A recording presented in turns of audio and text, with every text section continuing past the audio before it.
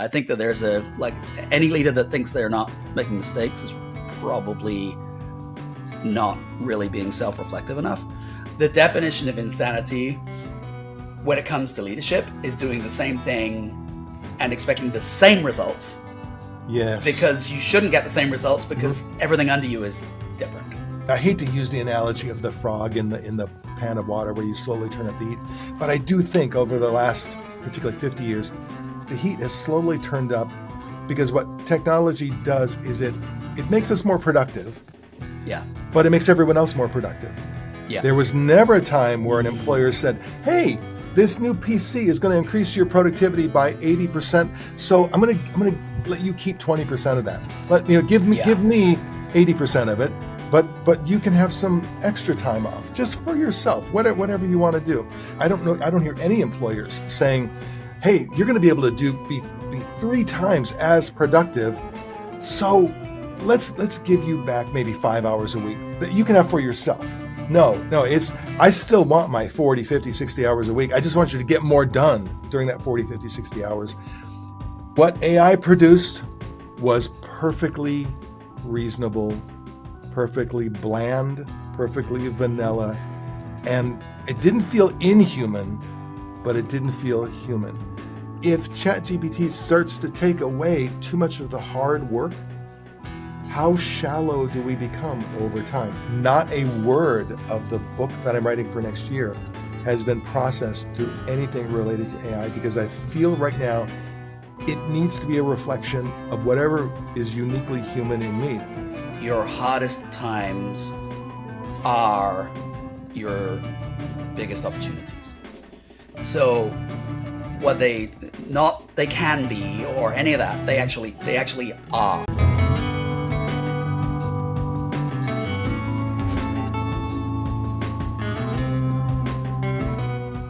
Hi everybody, welcome, or perhaps I should say welcome back.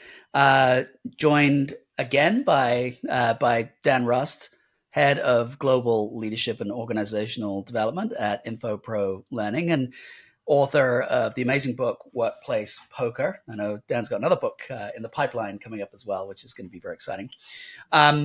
We had such a great conversation last time that we agreed at that point that we were going to come back and effectively do part 2. So if you've not seen part 1, I would urge you to go back in your feed, look back about a week or so, and you will find it. I'm ready. I'm ready for that overtime. Are you, Dan? I am ready. I feel like we had a great party. Like I was invited to a party and it went so well that I got invited to the after party. So great to be a part of that.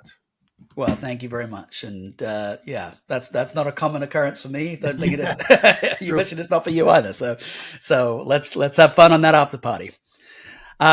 Okay, so I recall where we were, Dan. I don't know if you do. I think we had just been discussing the role of luck in a person's career, and I think you had a question for me. Is that right?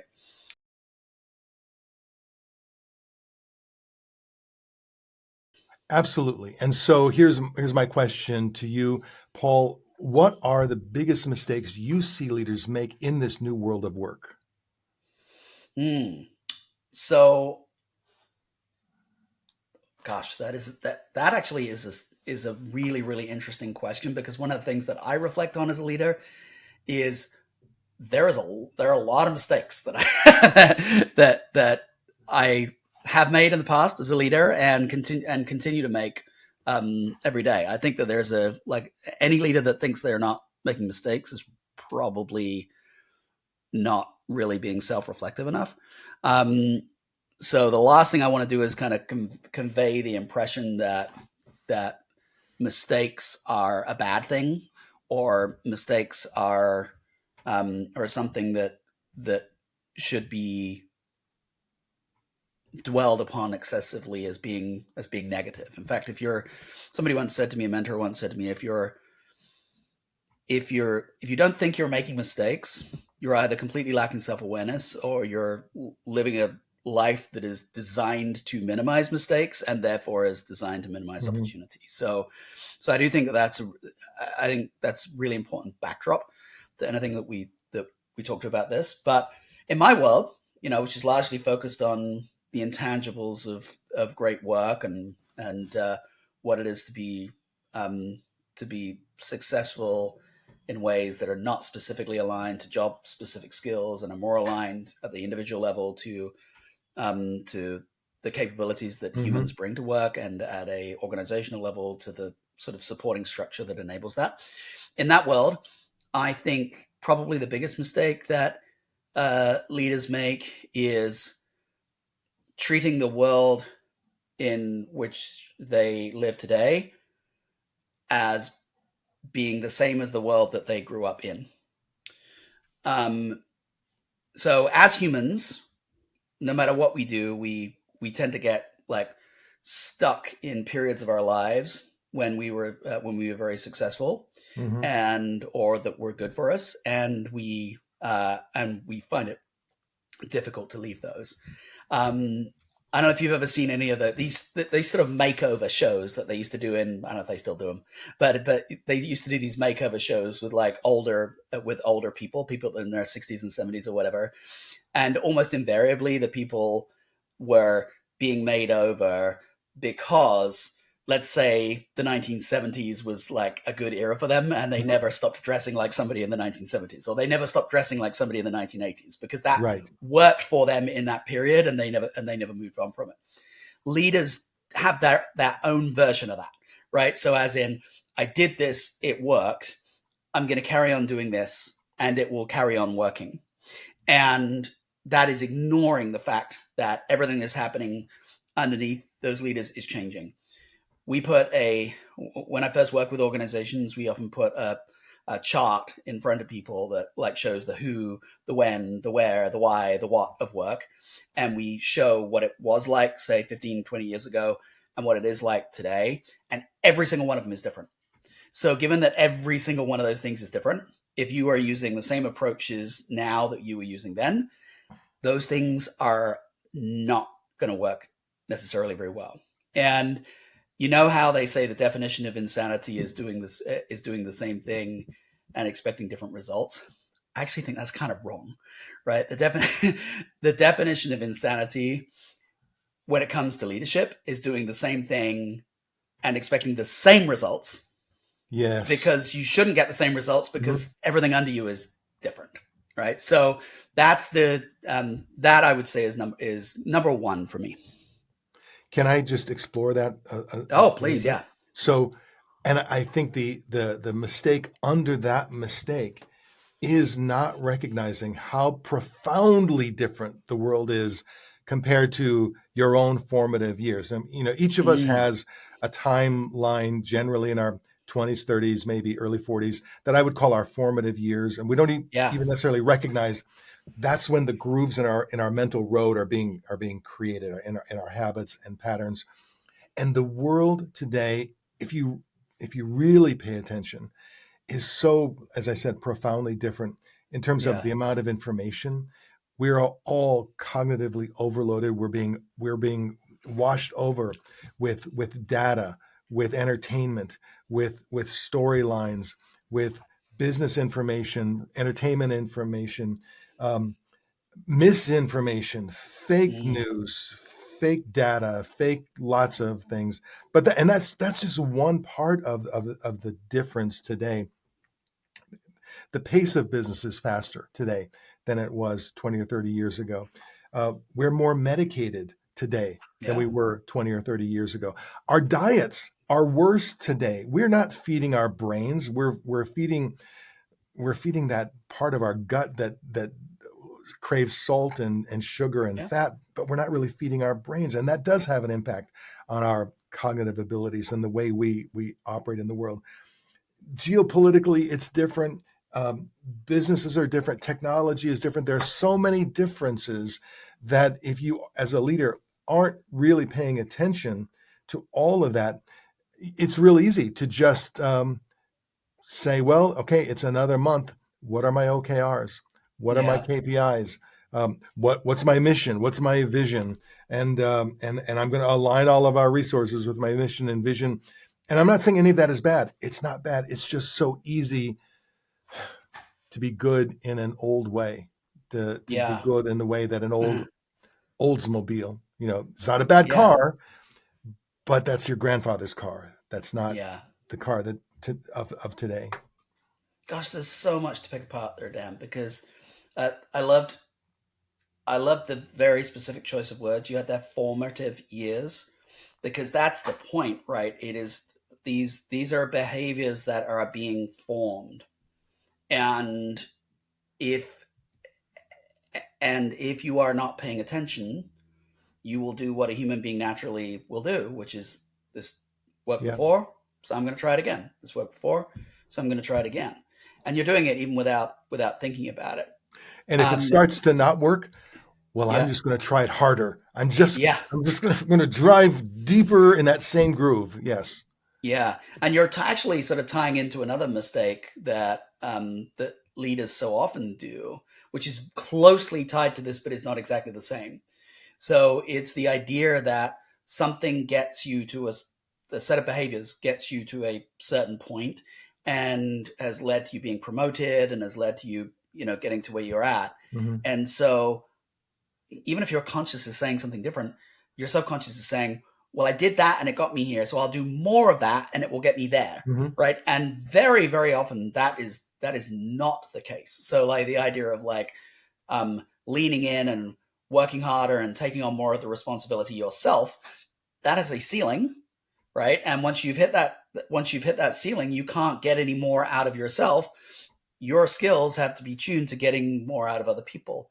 And the skills you use to get more out of yourself are not necessarily the skills that you use to get more out of other people. And of course, this is why a lot of people struggle when they're, when you just take the most competent individual contributor and in quotes turn them into a leader. So Absolutely.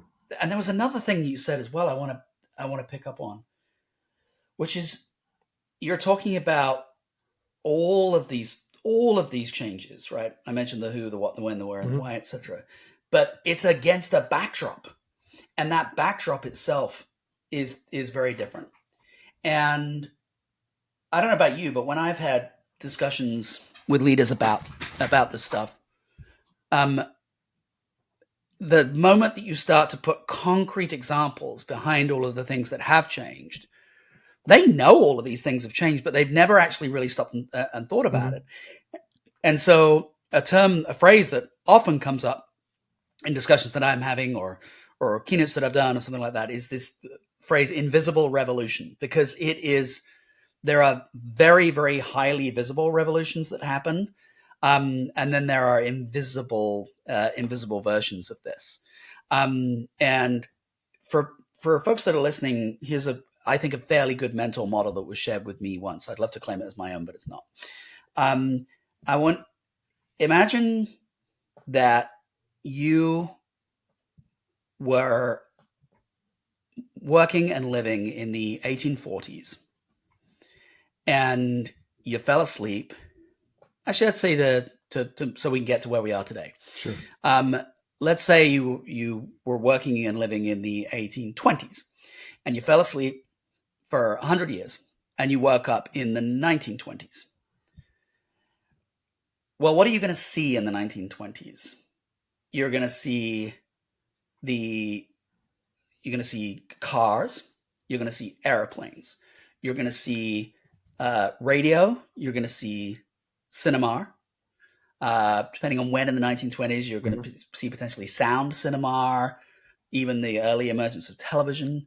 You're going to see all of these radical, fundamental changes that would be incomprehensible to somebody who was in the 1820s to the 1920s. But then, interestingly, if you go to sleep in the 1920s and you wake up today, what you're really seeing is like there's massive change that's actually happened between the 1920s and the 2020s, but it's actually less visible, right? The TVs have got bigger, right? Or the screens have got bigger and they're in our own home now, right? The cars look different. The planes look different, right? And they've all improved. But we've got all of these different sort of incremental improvements that are happening associated with this. And what's changing, interestingly, is just a sheer lack of visibility to all of the change that is going on around us. And we see this even in the workplace as well. So you and I are, I think, of a similar age. And so it probably means that when we first started work, there was a time that we remember when, just about remember, when PCs were not on people's desks and then they turned up on people's desks, right? I remember my But first, for sure. yeah, so that's a physical instantiation of a change. But Hmm. all of this change is largely invisible, but just as profound. But it makes it much harder for Yeah. us as individuals and as leaders to be able to truly internalize the magnitude of the change and then behave differently, right? If you didn't actually experience Windows 95, Yeah, it's hard to verbalize to someone today how much of a sweep there is, like how different technology, personal computers are today versus about that time. I mean, I got my first Toshiba laptop in an office supply store, but it was a grayscale screen, um, and it was great. It was great. It was a great productivity booster, but nothing compared to today. But in yeah, fact, um, it's not as obvious. I think yeah. you're right. It's not as in your face in terms of the dramatic shifts and changes that have occurred. Brilliant. We could talk about that, just that one question all day, Mhm. but I've got another one for you, Dan. So my Well, question let for me you let is, me comment okay, about that go before ahead. you ask me a Yeah, question. sure. So, along with all of these subtle changes, I hate to use the analogy of the frog in the pan of water where you slowly turn up the heat, but I do think over the last particularly 50 years, the heat has slowly turned up because what technology does is it makes us more productive, Yeah, but it makes everyone else more productive. yeah, And so then in the race to keep up, oh, if someone else is able to send out 20 emails a day, and I may not think of it this way, but I've got to send out more emails. yeah, I've got to have more client calls. I've got to be more available. I've got to do more. I've got to do more. I've got to do more. And over time, we wonder, why are people just so agitated? yeah. Why is it not as fun anymore? And it's because, for the most part, all of the productivity boosts have benefited the work life. There was never a time where an Mm, employer said, "Hey, this new PC is going to increase your productivity by 80%. So I'm going to let you keep 20% of that. yeah, Give me 80% of it, but you can have some extra time off just for yourself, whatever you want to do." So all of these productivity boostings have gone to the favor of the mm, business. It's the nature of capitalism. So of course, but we reach a point now where even with AI, all of these AI productivity boosts, I don't hear any employers saying, "Hey, you're going to be able to be 3 times as productive.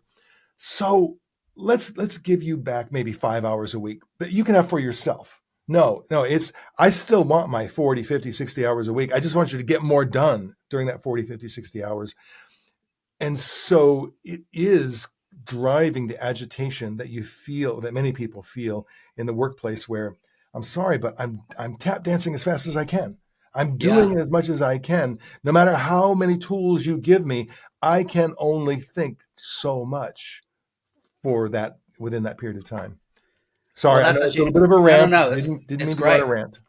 but it's great because it's actually a great segue into my next question for you, which is really centered around how professionals should be preparing for AI's impact on their careers. You've already talked about the way in which this is AI is entering the Yeah. experience of work, and so put yourself in in the shoe of a professional. Maybe they've been using generative AI for a while. They're starting to see it infuse various other aspects of what they do.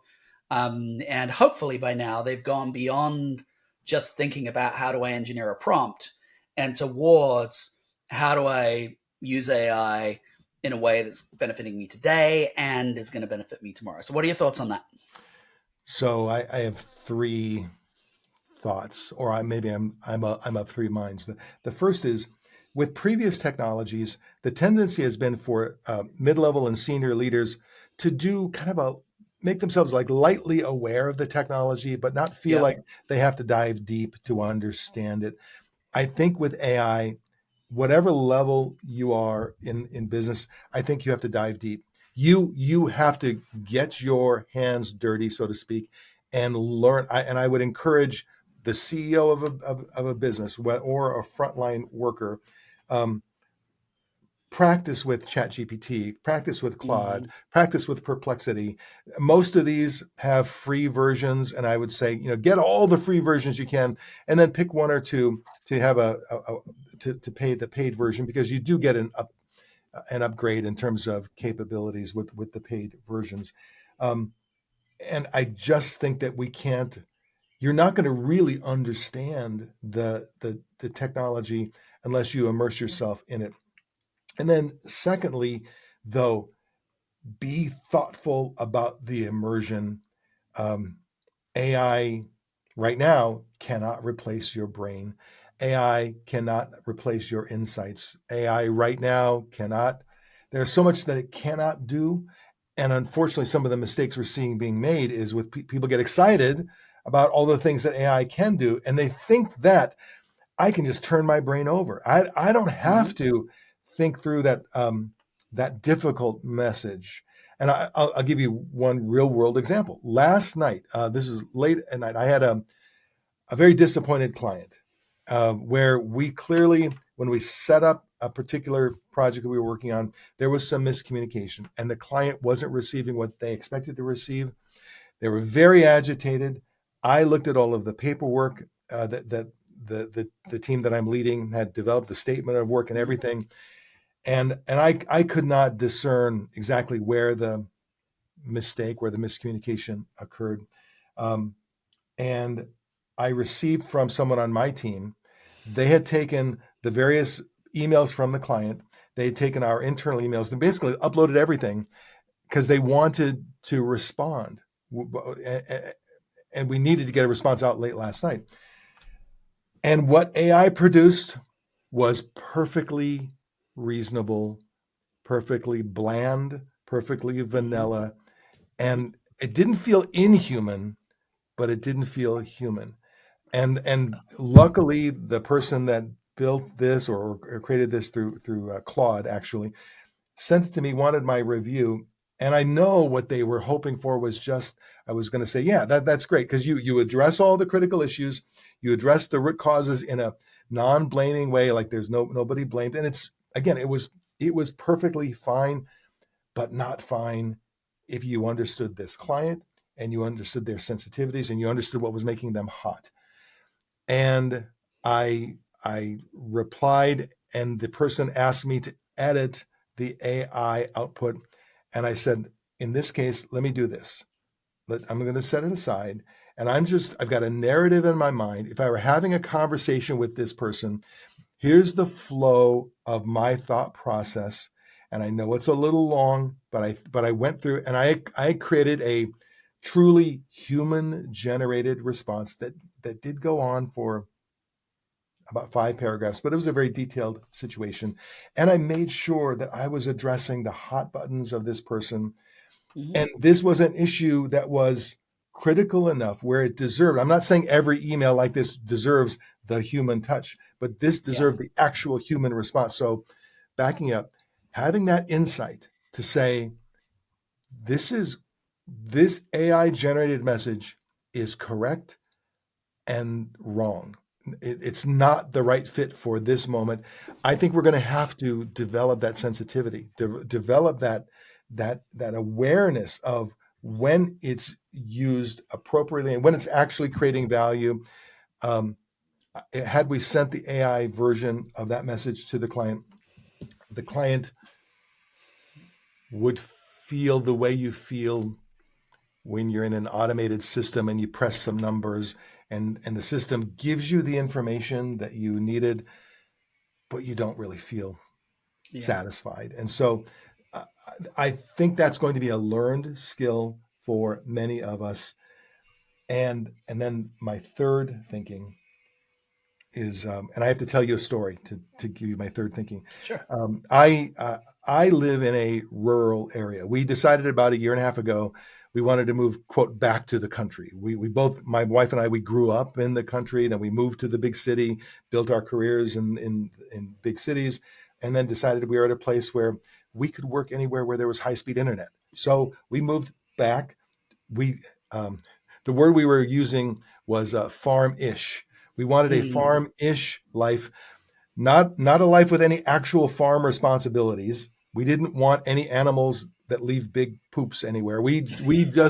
But we wanted that vibe. And so it yeah. took us a while. We found the right place. So we lived there. And what came along with the 10 acres was the responsibility of twice a year spraying a farm animal friendly herbicide on the 10 acres, because what we do once a year is we have the 10 acres hayed. Well, they come through, they cut it, they turn it into hay. So there's a particular herbicide that will keep the weeds down, but also be okay for animals to ingest. Mm, So that's a long buildup to when it came time for me to apply the herbicide. The herbicide for farms doesn't really come with instructions. It comes with some vague instructions in terms of how to apply it, but it's being used in so many different ways. And so I had to calculate by hand, all right, what's like the sprayer that I have, what's the gallons per minute of the sprayer, what's the width of the spray. So gallons per minute is going to be sprayed across a 5-foot range, but then there's also the variable of speed. So then I had to think through, okay, how quickly does this thing move? How wide? What's the gallons per minute? And then that determines the concentration of the herbicide that you put into the sprayer, along with the accompanying water that goes in the sprayer. And I spent about an hour thinking this through my first year, doing all the handwork to think it through. And it was a little exhausting, but also I was kind of proud. I was like, okay, I figured this all out through my ciphering. And so then I went ahead and sprayed. The following year, though, I had become more friendly with ChatGPT. And the following year, I actually went to ChatGPT on my phone and I said, hey, I need to do this. Tell me what information do you need for me to determine the level of concentration. And in 3 seconds, it produced what took me an hour to do by hand. So I got the right concentration. I did the same thing. But I remember walking away feeling vaguely, I don't know what the right word is, vaguely flat, vaguely Yeah. empty, vaguely like I just had a snack full of white sugar. And it was exciting to see, oh, I got the same answer so quickly, because I had Yep. thrown away my paperwork from the previous year. But it wasn't as satisfying. And I Yeah. wonder to some degree, the work that I put my brain through to Yep. do all of that work, that's good for me. That's Yeah. good to go through that work. And so if ChatGPT starts to take away too much of the hard work, how shallow do we become over time? I don't know the answer, but I know it's something to think about. Yeah. Well, on that topic specifically, we'll put a link in the show notes to the MIT study that was done that shows brain function of people that are using GPT to help them versus using, say, traditional search engines versus doing everything and working by hand, and some of the slightly disturbing suggestions that come from that as to what happens to us when we use ChatGPT in the way that people tend to use Mm-hmm. ChatGPT. And that gets me actually to sort of my points about this. I think that if you're a professional who's been using GPT for a while, and or Claude, or as they say, other generative AI solutions are available. Um, if you're using any of these generative AI solutions, just take a moment and pause and reflect about how you're using it today versus how you were using it when you first started out. What for many people would be more than a couple of years ago now. You'll probably notice that you use it quite you use it quite differently. Mm-hmm. But then stop and think a little bit about how you're using it, period. Are you using it predominantly to do more stuff? Are you using it predominantly to make the stuff you do accomplish better? Are you using it as a kind of combo of those two things? And what's interesting is, you're talking about the psychological impact of this. When we built a program called Thrive with AI. And when we built our Thrive with AI program, it was all centered around not just like how to do prompt engineering or any of that kind of stuff. It was centered around like looking at populations of people that use it effectively and what they do differently to populations of people who use it ineffectively, and then bundling all that up into a program and making it available to everybody. And we found that by and large, like people fit into those two buckets. There are the people that are using it to try to accelerate everything they do, and the people who use it strategically to help them be better at the things they do. We then also track those people after 3 months and after 6 months and after a year. And what we found really interestingly was the people that were using it as a productivity aid, they got a big sugar rush early on and they were really, really happy because like, oh, look at how much all the stuff that I can do now, right? But very rapidly, that sugar rush started to almost turn into a corresponding crash related to the last point that you were making, right? Which is that really all it actually did was take people that were running at 70 miles an hour and a 30 mile an hour speed in a place with a 30 mile an hour speed limit, and now have them running at 100 miles an hour. And it was starting to lead to almost like I personally, as a human being, can't keep up with all of the things that I'm trying to accomplish using this thing, because that time is not being given back to me. Whereas the people that were using it in a more strategic way to help them take the existing work they did and make it better, those people were not just continuing to use it but also get value and enjoyment out of it and so on. Now, I'm really, really aware of the fact that does not, we don't have the luxury. If we're working for somebody else, if you're working for a boss who's like looking at the clock and saying, hey, I've given you Claude, you should be producing 5 times what you produced yesterday, right? You will feel that pressure, and there will be very little that you can actively do about it. But I just make the point that using it to improve what you do is a more sustainable way for you to use it as a human being than using it to just simply turn up the productivity dial more and more and more and more and more. The other aspect that I think that you did 3, I think I got 3 too. So the second aspect I would say is that you have to start thinking about the impact of this in the medium term to how organizations are structured and what that will mean for for you as an individual. So we like to say in our programming that when ChatGPT joins your organization, it's like new people joining your organization. And if you think about it, in most organizations historically, the vast majority of people inside an organization are individual contributors, and then there are some managers and directors and CEOs and stuff like that. Well, now everyone's a manager, and you're managing your ChatGPT, or you're managing Claude, or you're managing something else. And so that sort of set of skills, that sort of set of intangible skills, you now need to think about that in terms of how am I managing the resources, which are these GPT bots or agents or Claude, or even the other AI that is sort of integrated with the work you do. How am I managing that to make sure that I'm doing my overall work more effectively? And so it's almost like elements of what were management skills now need to be conveyed almost in everybody.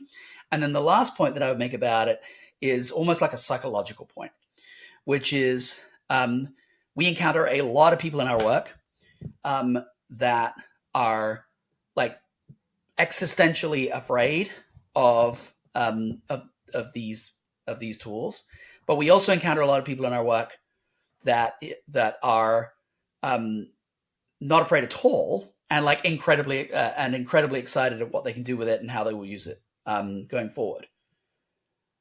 Having been involved in this for some time, I actually think both of those are probably wrong. I think it's appropriate to have a what I would almost call like a healthy level of fear associated with these tools, because if we don't have a healthy level of fear associated with them, then we run the risk of them just running amok while we are not paying attention, right? So there is some, looking forward, there are going to be increasingly amazing things that these tools can accomplish. They will be like almost every piece of technology, whereby if we think they're going to do everything within 1 year time frame, we're probably wrong. And if we look forward 10 years, we'll probably underestimate what they do. And so we need to be prepared for that as best as we can be, with a healthy level of fear and a determination to adjust and adapt how we work, as much as just learning the technology. Adjust and adapt how we work, knowing full well that this is a transformative technology.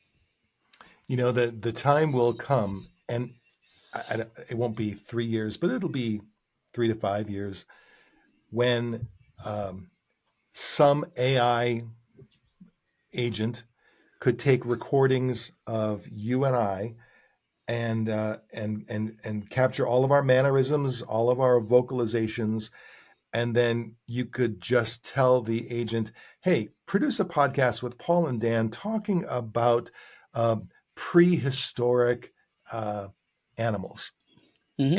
and it would produce a perfectly reasonable version of that. And I think, in fact, I think already there are some podcasts that are being automated in that fashion. Yeah. And so then you ask yourself, This is not one of them, by the way. We want to point that out. yeah, that's true. Yes, I can poke myself. I can do things that are. This is not automated. However, it's coming, and so it does beg the question: well, what's our role going forward?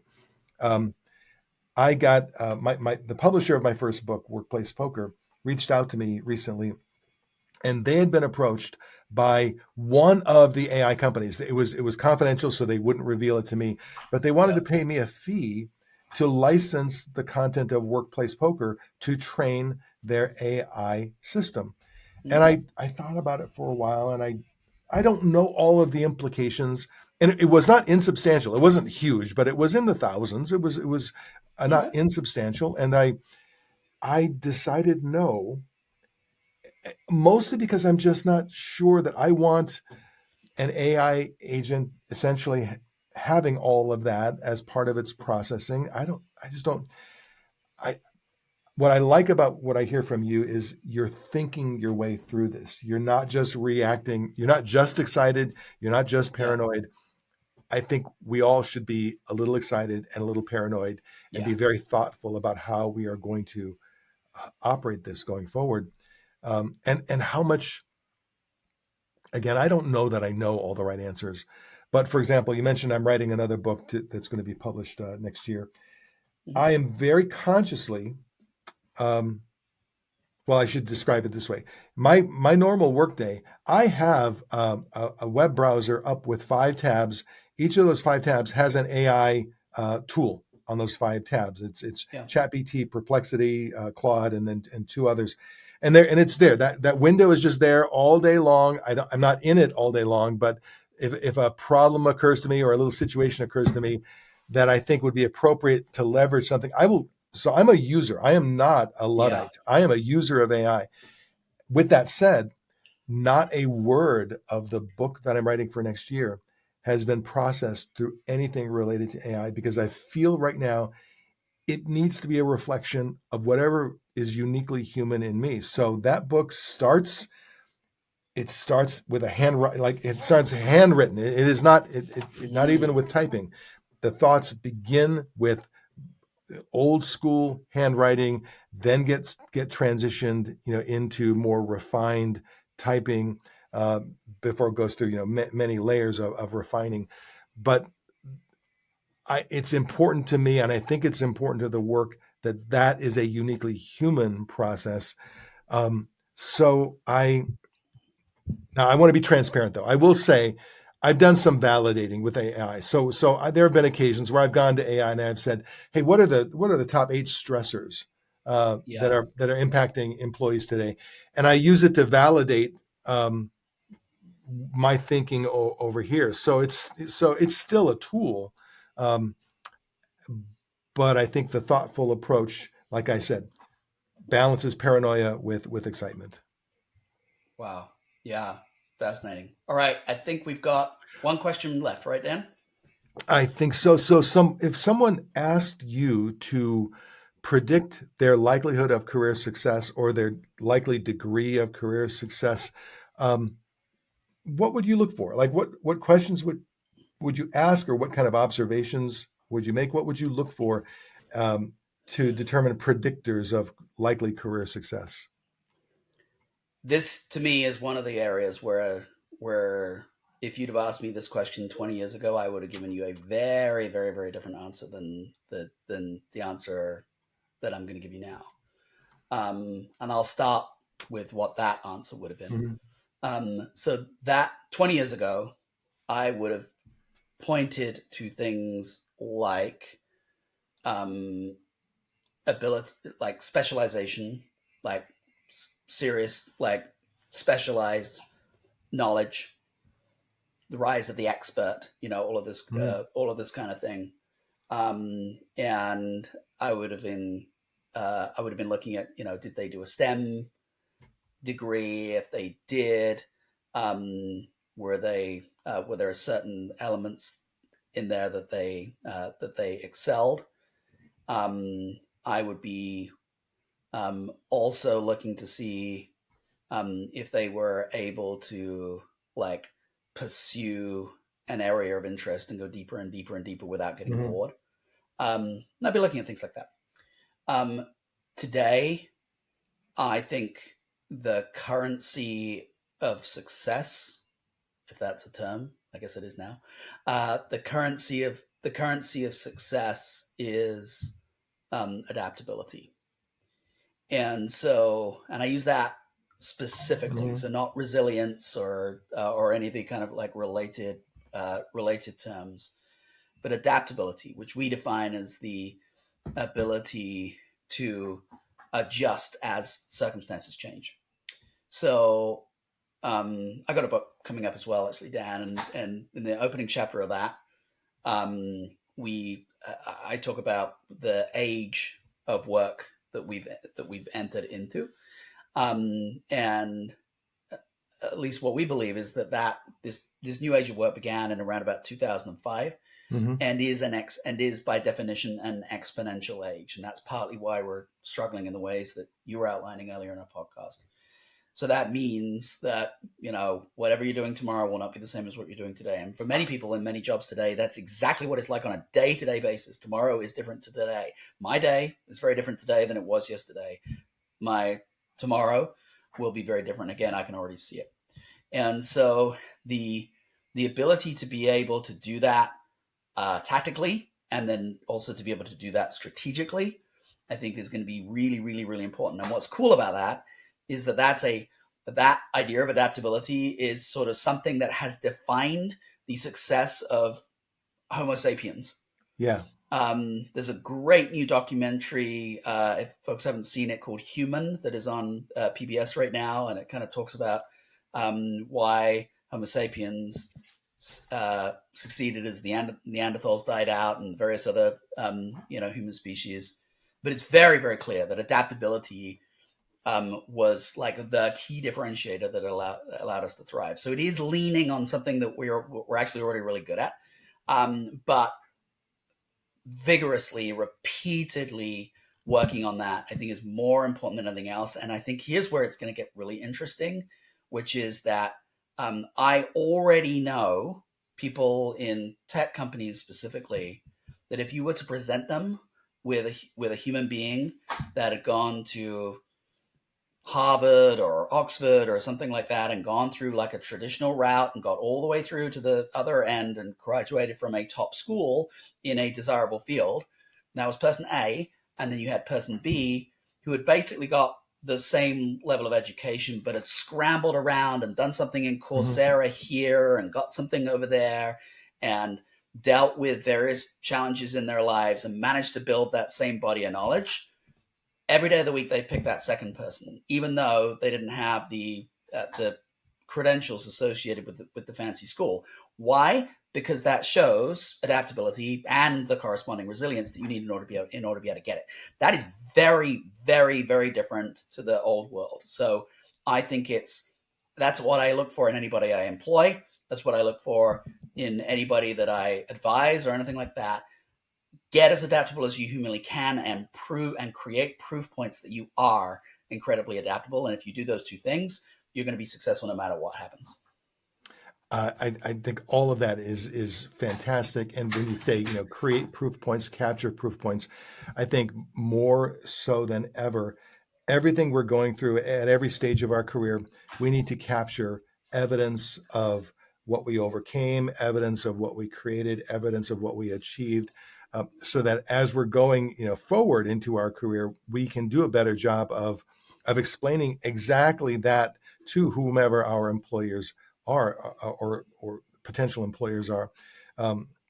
There was a book years ago called The Proof of Performance Portfolio, and it was a kind of an old school binder where that you captured documents within it. But the concept of that was everything that you're doing in your work today and last week and last year. There are aspects of that you want to capture in the moment, because it may be too late. When you walk out the door and you're thinking, well, I worked on this great project and got overwhelmed and we lost our budget, but we still managed to make this happen. The time to capture that is in that moment, and to capture those artifacts of what you've done.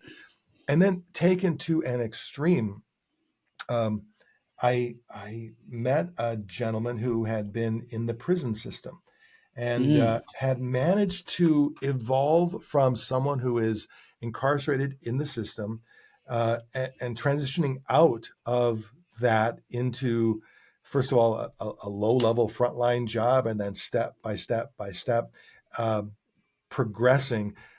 He was an extreme example of what you just described. He overcame his childhood. He overcame himself. He became more and more and more, but he never shied away from the lessons that he learned. So that when he was applying for jobs, when he was selling himself, he didn't try to pretend. He didn't try to bury it. He actually leveraged it and used it, because it was a great example of overcoming to become something new, evolving to become something new.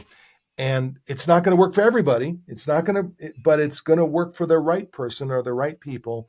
And I think, yes, if I had to predict someone's career success, what I would be looking for is that, some people call it grit.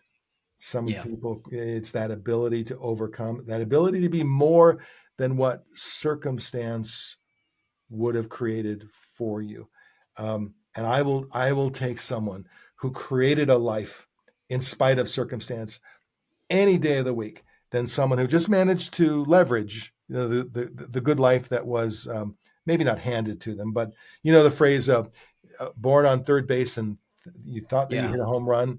I'd rather have that person who stumbled out of and managed to create something through their own grit. If you can identify that characteristic in somebody, and it tends to come through. You can see it even when you're interviewing people in their 20s. If you're a good interviewer, you can draw that out from people and get a sense of it for sure. Yeah. Dan, not to diminish, anybody who's potentially going through a hard time who's listening to the podcast right now, but because when you're struggling in life, that's all you're really doing, struggling, right? And you're not necessarily thinking about the next step or the next thing or anything like that. But one thing that a mentor once said to me, that when I was, I think, in my 20s, that now I really understand, but I didn't understand at that time, was your hardest times are your biggest opportunities.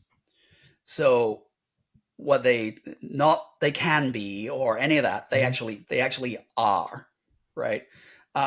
Because those periods of time that you are going through, that is when you are building that resilience muscle, but it's also how you're figuring out how to adapt and how to adjust and so on. And it's giving you the learning that you need. It's giving you everything that you need going forward. So no matter what it is, no matter how difficult it is, that thing that you are going through right now is your biggest opportunity. You will discover that later. Yeah, and that's you won't feel it part. in the moment, but that's the hard part, because you've got to get through and then realize the benefit that it's given you. But that is what is actually happening. When you're in the middle of it, nobody wants to hear a comforting voice that says, what doesn't kill you will make you stronger. Yeah. But that is the reality. If you don't let it kill you, if you don't let it crush you, if you ask yourself, okay, given all of this, what's the next step? Like, what's the step forward? And then just take that step forward. And then what's the next? And take that step forward. And if you don't know what the next step is, just take a step forward. Pick a direction. Because what you'll learn is that was either right or wrong. I mean, it was good or bad, better or worse. And it keeps you in motion. It keeps you trying. And and I know that in the end, it is going to be okay. It is going to be okay. And just don't let whatever it is crush you, and keep moving. And now the degree of career success, you can have some control over that by figuring out how to navigate those waters, for sure. And I can recount now, some of the toughest times in my life that now I would not trade them for anything, because I referenced this situation late last night where I had a very unhappy customer. In the spans of life now, it's just an unhappy customer, and I see her point of view, I see our point of view, and I'm much better at dealing with it, because it's really not that big of a deal. It's a big deal right now to her, but it's not, because of all of the other issues and challenges that I've managed to navigate over time. So you can't replace that.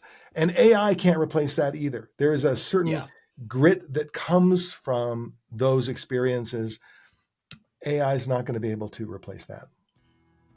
Brilliant. Well, what a great place to leave part 2, which it seems to me like it doubled as some handy tips on farming as well, which is cool. Yeah, there's that too. So we're getting the farmer demographic now, so that'll be good. So thank you once again for joining me today, Dan. I hope everybody enjoyed part 2 as much as they enjoyed part 1, and we'll see you again soon. This has been very cool. Thanks, Paul.